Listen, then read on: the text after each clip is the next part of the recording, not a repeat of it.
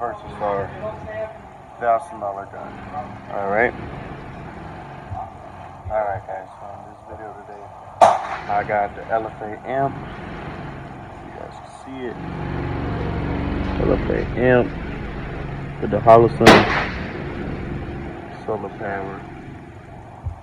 And I got an SCCY, both 9mm.